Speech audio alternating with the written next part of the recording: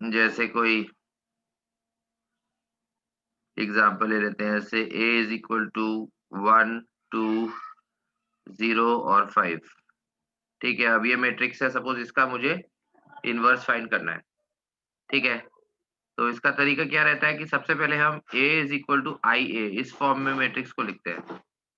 a is equal to आई ए, दरवाजा पूरा लगा दो। a इज इक्वल टू आई ए।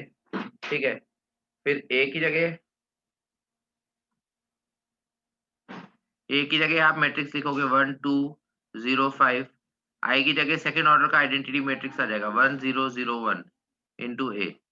ठीक है, अब हम हमारा तरीका क्या है कि हम जो लेफ्ट साइड में मैट्रिक्स है उसको हम आइडेंटिटी मैट्रिक्स में कन्वर्ट करने की कोशिश करेंगे। ठीक है, तो अब यहाँ पे फर्स्ट कॉलम में तो ऑलरेडी 1 0 है, तो हमें कुछ चेंजेस नहीं करने हैं, हमें राइट वाले कॉलम को चेंज करना है। तो यहाँ आइडेंटिटी मैट्रिक्स में 5 की जगह 1 होना चाहिए। करेक्ट, 5 की जगह 1 होना चाहिए। तो हम क्या करते हैं, R2 को R2 को लिखेंगे 1/5 इंटू R2, क्योंकि यहाँ पे हमारे पास फिर 1 क्रिएट हो जाएगा। ठीक है ना, हम कॉलम वाइज चलते हैं और सबसे पहले फर्स्ट कॉलम को सेट करते हैं। तो फर्स्ट कॉलम तो ऑलरेडी 1 0 है, तो उसको चेंज नहीं करना है, सेकंड कॉलम को चेंज करना है। तो 5 की जगह 1 चाहिए और 2 की जगह 0 चाहिए, तो इसलिए 5 की जगह 1 लाने के लिए R2 को 1/5 R2 कर दिया। तो 1 2 0 1।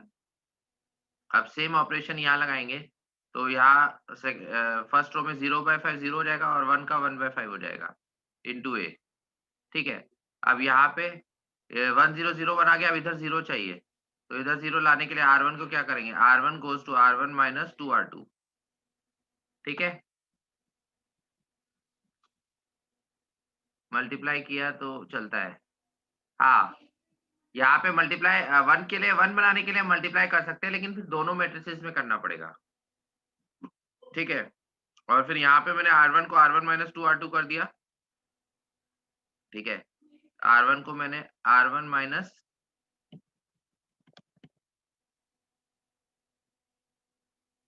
हाँ यहाँ पे 1, ये सेकंड रो तो ऐसे ही रहेगी 0 1 और यहाँ पे 1 0 आ जाएगा। ठीक है, तो यही हमें चाहिए था। अब यहाँ पे 0 और 1/5 है, R1 माइनस 2 R2 करेंगे, तो यहाँ 1 आएगा, यहाँ पे 2 से मल्टीप्लाई किया तो 2/5 और 0 में से माइनस किया, तो 0 माइनस 2/5 तो माइनस 2/5 आ जाएगा, यानी ए। अब ये आइडेंटिटी मैट्रिक्स में कन्वर्ट हो गया और ये ए है। ठीक है, तो इसको मैंने बी बोल दिया इस मैट्रिक्स को, तो बी हमारा जो है वो ए इनवर्स हो जाएगा, क्योंकि ए और बी का प्रोडक्ट आई है। समझ आ रहा है? तो ए और बी का प्रोडक्ट आई है, इसका मतलब बी जो है वो ए का इनवर्स मैट्रिक्स होगा। Any doubts?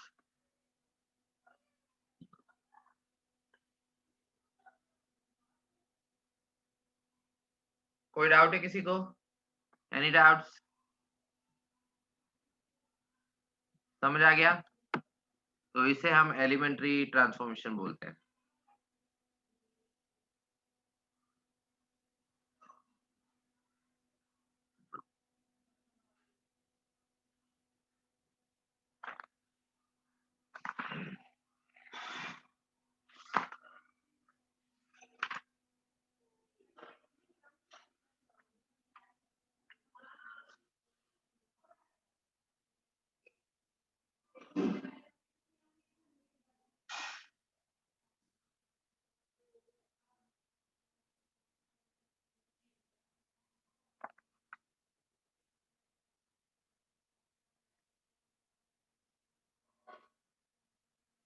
नेक्स्ट क्वेश्चन बोलूं क्या?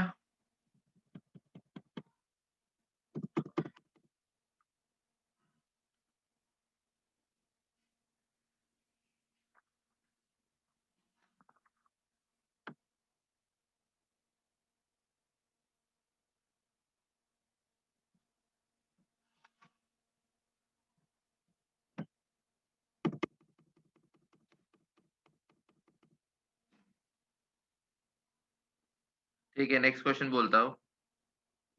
तो ए एक मैट्रिक्स दिया हुआ है आपको, ए मैट्रिक्स दिया हुआ है अल्फा बीटा, फर्स्ट रो में अल्फा बीटा, सेकंड रो में गामा और माइनस अल्फा। ठीक है, फर्स्ट रो में अल्फा बीटा, सेकंड रो में गामा और माइनस अल्फा, और ए स्क्वायर इज इक्वल टू आई दिया हुआ है, यानी ए का स्क्वायर करने पे आइडेंटिटी मैट्रिक्स आएगा। तो आपको You have to find the relation between alpha and beta and gamma.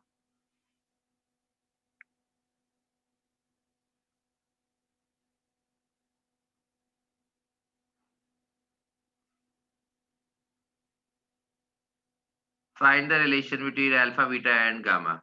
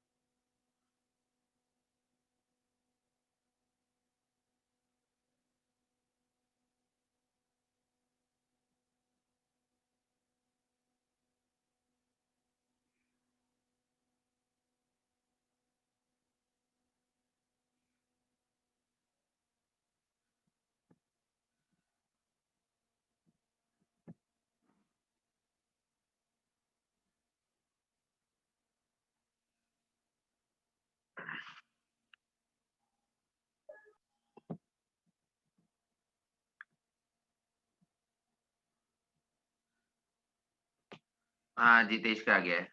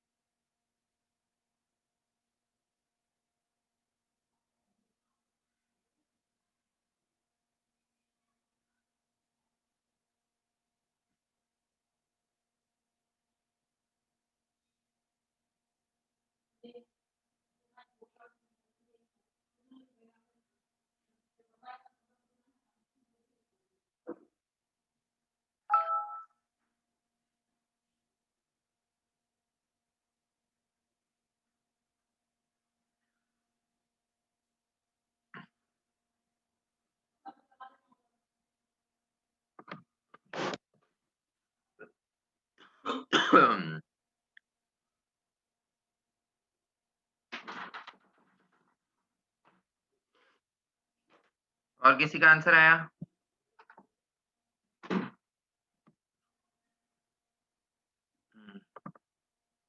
अभी आज लैग आ रहा है क्या? सुयश का भी आ गया।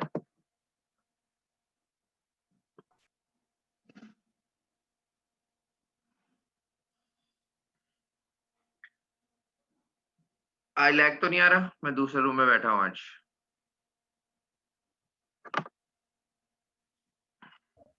हाँ, इसी रूम में बैठो, शोर भी नहीं है यहाँ पे। हाँ, शोर भी नहीं है, ठीक है।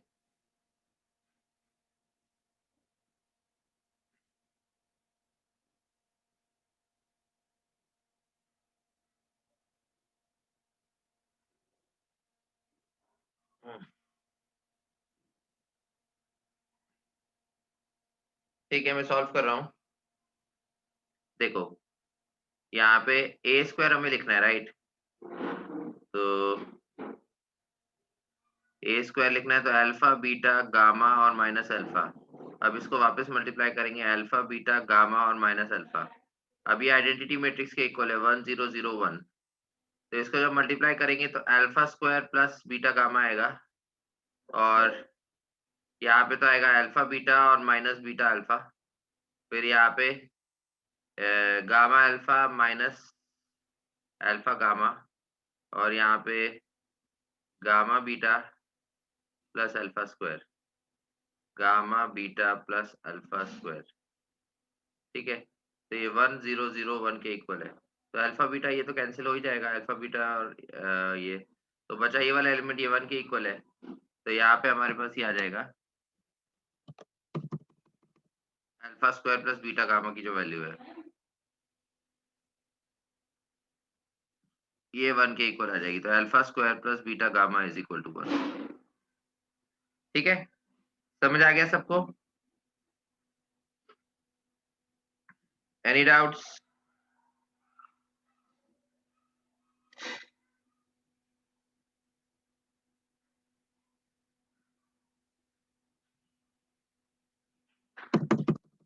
ठीक है,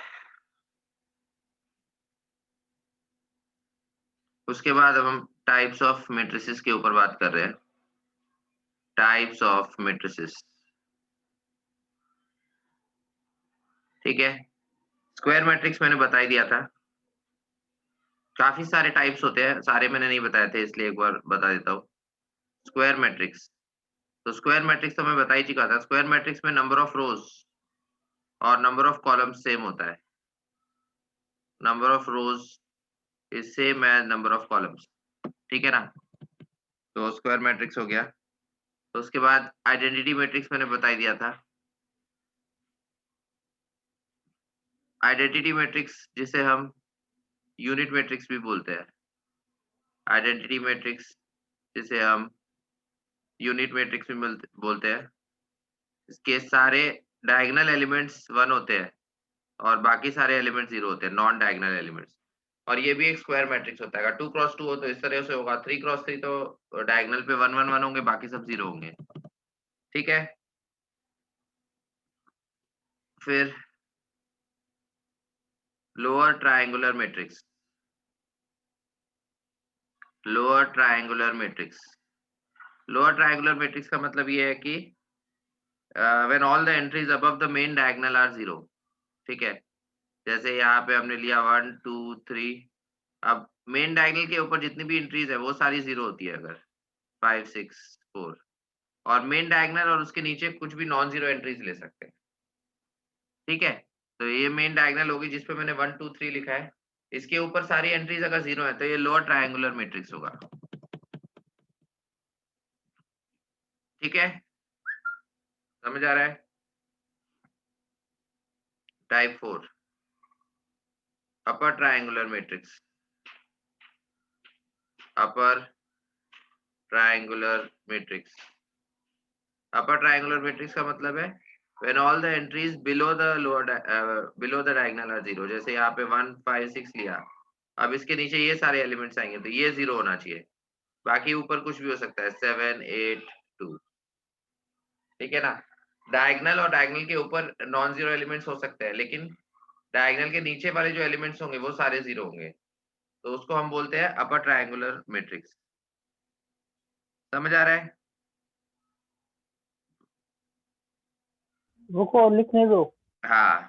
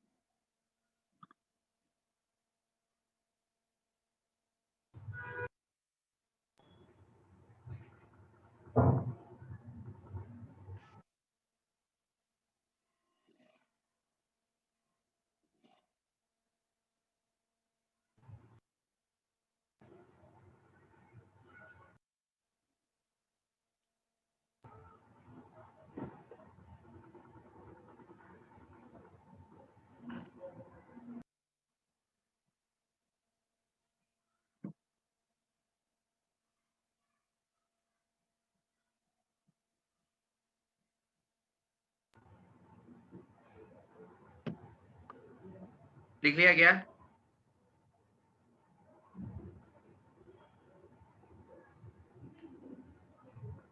okay, next.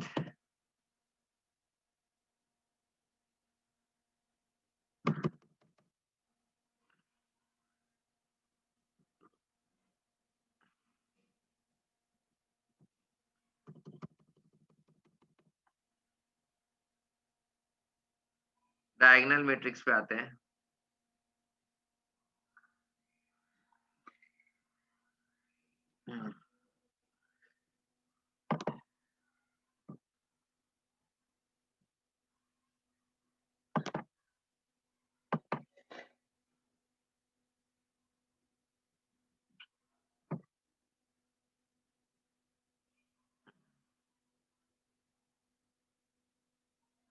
Diagonal matrix. Diagonal matrix हमारे पास होता है जब डायगोनल के अलावा सारे एलिमेंट 0 होते हैं। जैसे डायगोनल पे मैंने कुछ ले लिया 2 8 1, लेकिन डायगोनल के अलावा सारे एलिमेंट्स अगर 0 है तो उसे हम बोलते हैं diagonal matrix. A diagonal matrix has zeros everywhere except the diagonal. Zeros everywhere except the diagonal. Diagonal को छोड़ के हर जगह zeros रहते हैं। ठीक है? डायगोनल को छोड़ के हर जगह zeros होते हैं। उस मैट्रिक्स को हम बोलते हैं डायगोनल मैट्रिक्स। समझ आ रहा है?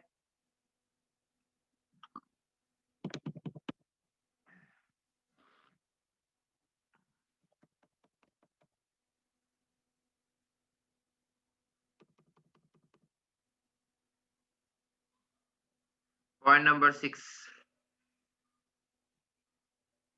पॉइंट नंबर 6 है हमारे पास स्केलर मैट्रिक्स। स्केलर मैट्रिक्स में हमारे पास डायगोनल के सारे एलिमेंट्स सेम होते हैं और उसके अलावा सारे डायगोनल के अलावा सारे एलिमेंट 0 होते हैं। ठीक है? मतलब स्केलर मैट्रिक्स भी एक तरह का डायगोनल मैट्रिक्स ही है, बस ये डिफरेंस है कि सारे डायगोनल वाले एलिमेंट सेम होंगे और बाकी डायगोनल को छोड़ के सब 0 होगा। समझ आ रहा है?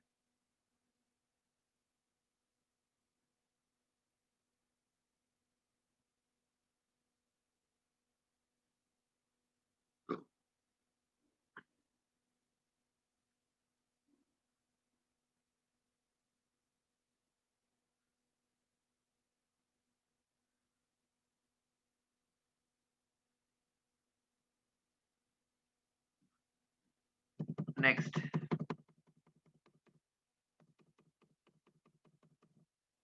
Point number 7 symmetric matrix. Symmetric matrix जब A transpose is equal to A हो, A का ट्रांसपोज लेने पे अगर A ही आ जाता है तो उसे हम सिमेट्रिक बोलते हैं, स्क्यू सिमेट्रिक मैट्रिक्स।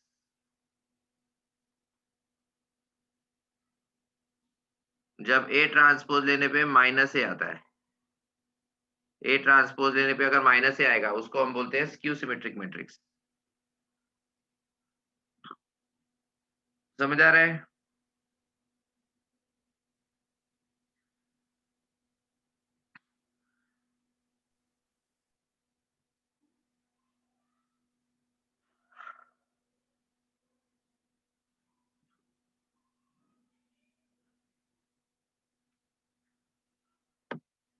यहाँ तक किसी को कोई डाउट है? सर एक बार नीचे लो ना, लिखना है। Okay.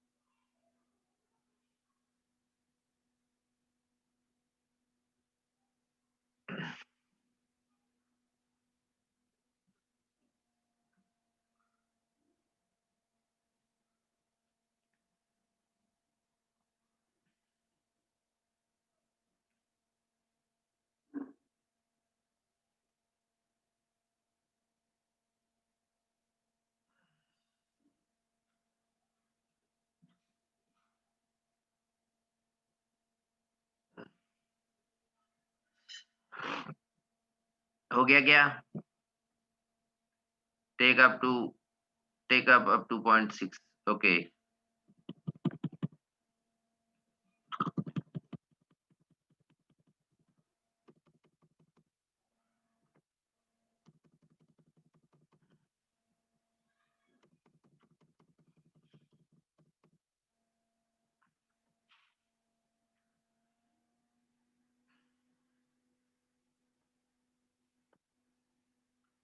Point number 9,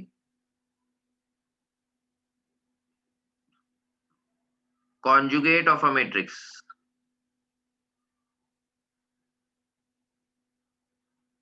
conjugate of a matrix का मतलब ये है कि आ, उसके इमेजिनरी पार्ट का साइन चेंज करना, जो भी एलिमेंट्स है, ठीक है। तो अभी जैसे अगर रियल नंबर ले रहा हूं तो उसमें तो कोई फर्क नहीं पड़ेगा, लेकिन अगर मैं इमेजिनरी नंबर लेता हूं तो उसमें हमें उसका ये साइन चेंज करना होता है, ठीक है। तो ए के ऊपर अगर बार लगा दे तो कॉन्जुगेट ऑफ अ मैट्रिक्स हो जाता है, ठीक है। तो उसमें जो भी नंबर्स है उनके इमेजिनरी पार्ट्स का साइन चेंज होता है, तो 1 प्लस आई का 1 माइनस आई हो जाएगा और 2 माइनस आई का 2 प्लस आई हो जाएगा, ठीक है। तो ये जो आएगा ये हमारे पास कॉन्जुगेट ऑफ अ मैट्रिक्स आएगा। 2 1 माइनस आई 2 प्लस आई और 3, 2 और 3 तो रियल नंबर है तो उनका इमेजिनरी पार्ट वैसे ही 0 है, तो उसका इमेजिनरी पार्ट चेंज करके कोई फर्क नहीं पड़ेगा। लेकिन जो एक कॉम्प्लेक्स नंबर है उसका इमेजिनरी पार्ट अगर है तो उसको चेंज करना है साइन, तो उसे हम बोलते हैं कॉन्जुगेट ऑफ अ मैट्रिक्स। उसे हम क्या बोलेंगे? Conjugate of a matrix. समझ आ रहा है? किसी को कोई डाउट?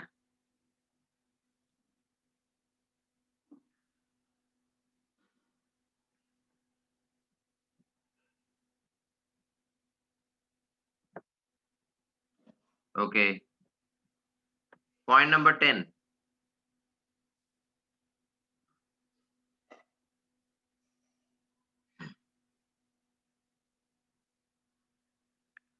Hermitian matrix.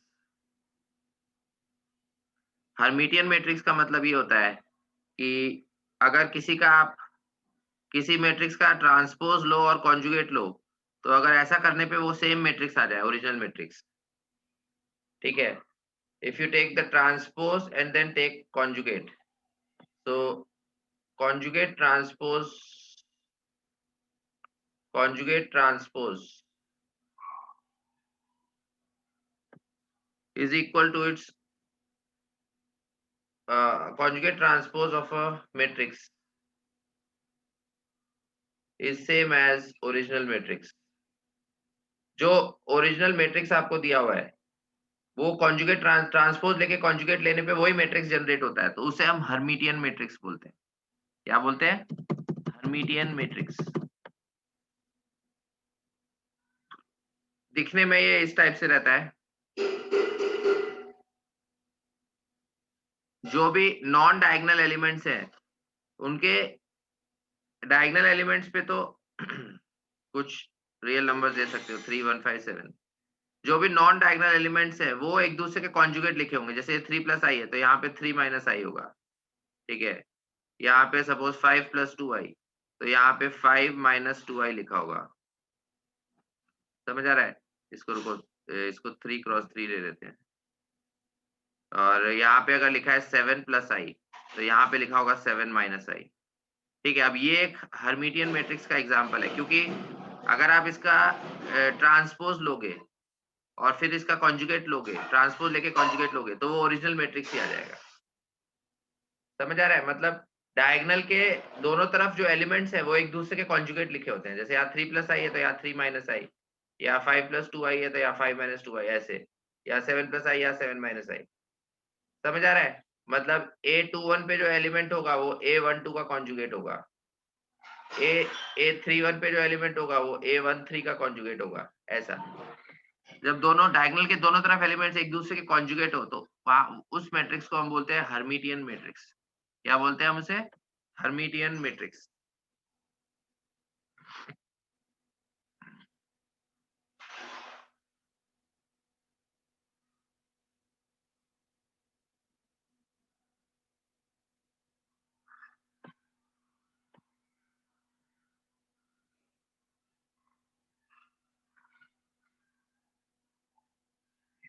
यहां तक किसी को कोई डाउट है? Any doubts?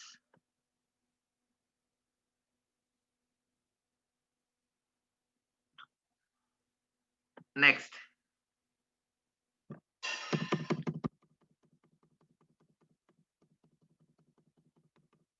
Point number 11, involutory matrix, involutory matrix वो मैट्रिक्स जिसका स्क्वायर लेने पे अगर आइडेंटिटी मैट्रिक्स आ जाए, if a square is equal to I, if a square is equal to I, then that matrix is called as involutory matrix. ठीक है, कहने का मतलब है अगर a हमारे पास सपोज है a b c d, ठीक है, उसको उसी से मल्टीप्लाई करेंगे a b c d, तो अगर वो मल्टीप्लाई करने पे 1 0 0 1 इस तरह से आ रहा है, ठीक है, तो ये वाला जो मैट्रिक्स है इसको हम a बोल रहे हैं, तो a जो होगा वो इनवॉल्यूटरी मैट्रिक्स होगा।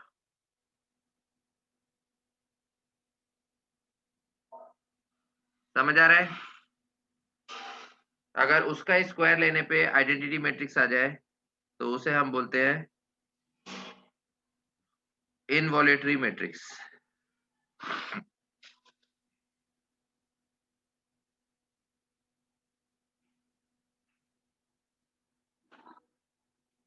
यहां तक किसी को कोई डाउट है?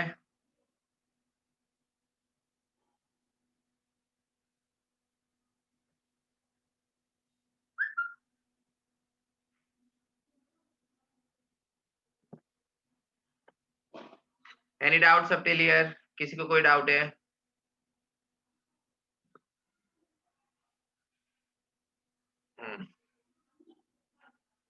Next,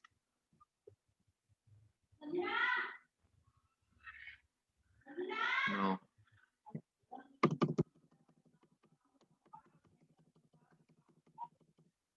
point number 12, point number 12, nilpotent matrix, nilpotent matrix. nilpotent matrix एक स्क्वायर मैट्रिक्स होता है। Square matrix, square matrix A, कोई भी स्क्वायर मैट्रिक्स ए है सच दैट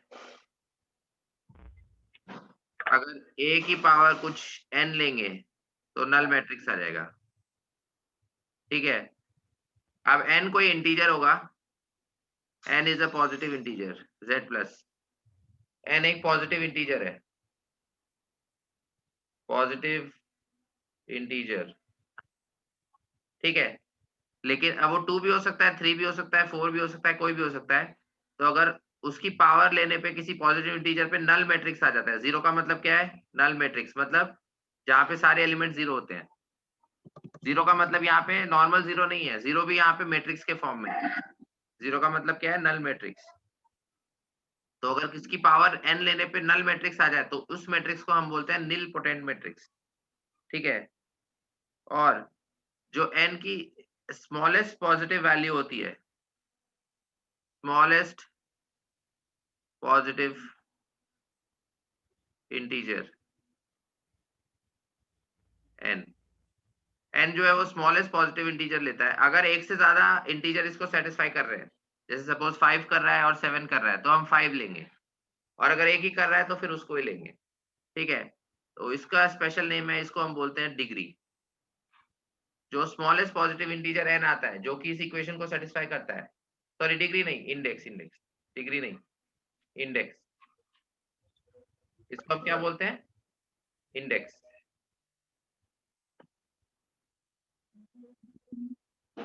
अच्छा, इंडेक्स ऑफ ए।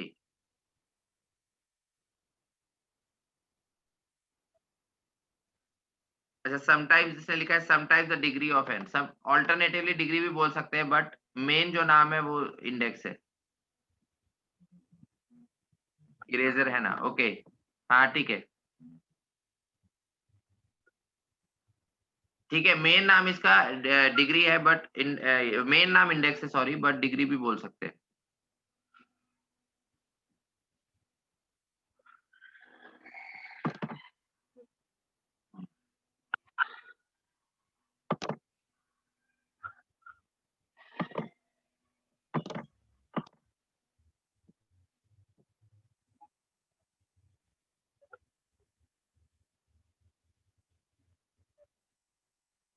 समझ आ रहा है? मेन नाम इसका इंडेक्स है, but sometimes also called degree, but हम इंडेक्स ही याद रखेंगे। ठीक है, तो ये जो स्मॉलेस्ट पॉजिटिव इंटीजर है ना, इसको हम बोलते हैं इंडेक्स ऑफ द मैट्रिक्स, या इस केस में इंडेक्स ऑफ ए हो जाएगा।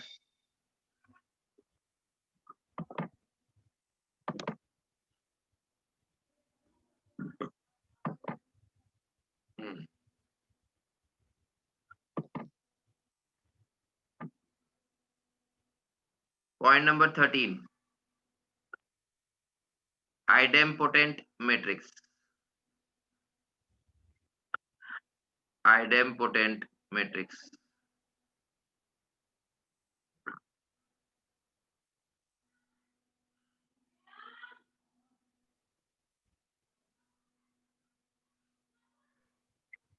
नीलपोटेंट में किसी को कोई डाउट है?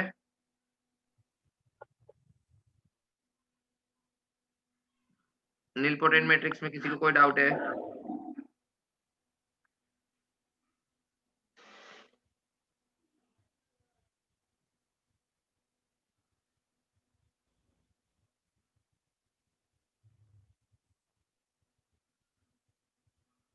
ठीक है, आइडेम्पोटेंट मैट्रिक्स में क्या है? अगर आइडेम्पोटेंट मैट्रिक्स, अगर कोई आपने स्क्वायर मैट्रिक्स लिया, ठीक है, उसका स्क्वायर किया, तो वो ओरिजिनल मैट्रिक्स के इक्वल आना चाहिए।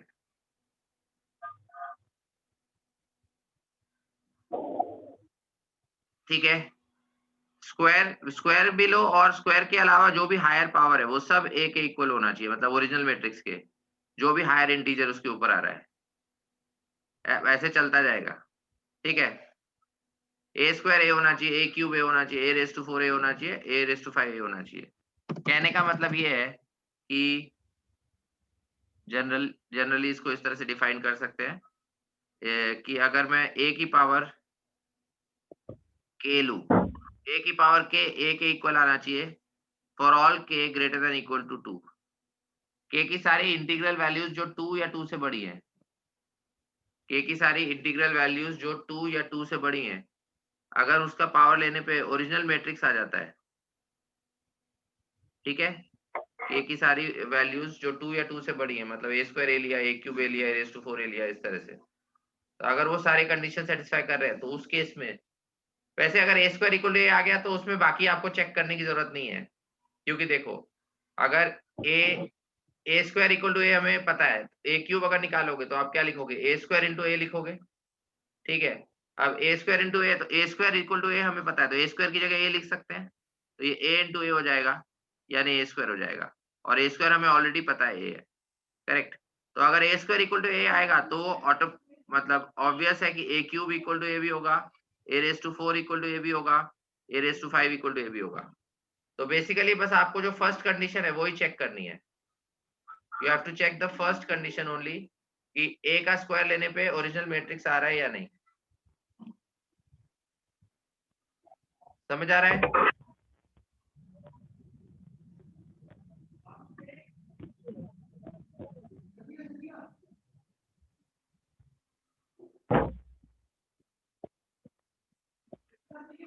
कोई डाउट किसी को? Any doubts?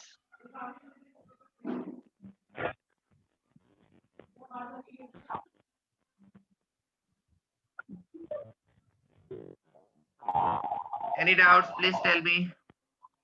तो ये अलग-अलग टाइप के मैट्रिसेस हैं, जिनकी अलग-अलग कंडीशंस हैं। आपको अगर एग्जाम में आता है कि ये मैट्रिक्स पहचानो या आइडेंटिफाई करो, तो आपको कंडीशन वेरीफाई करनी है। अगर वो कंडीशन वेरीफाई हो जाएगी तो फिर आप मतलब उसको चेक कर सकते हो, कि अगर आपसे पूछा जाए आइडेंटिपोटेंट मैट्रिक्स है या इनवॉल्यूटरी मैट्रिक्स है, तो जो भी कंडीशन है वो आपको पता होनी चाहिए उसकी। समझ आ रहा है?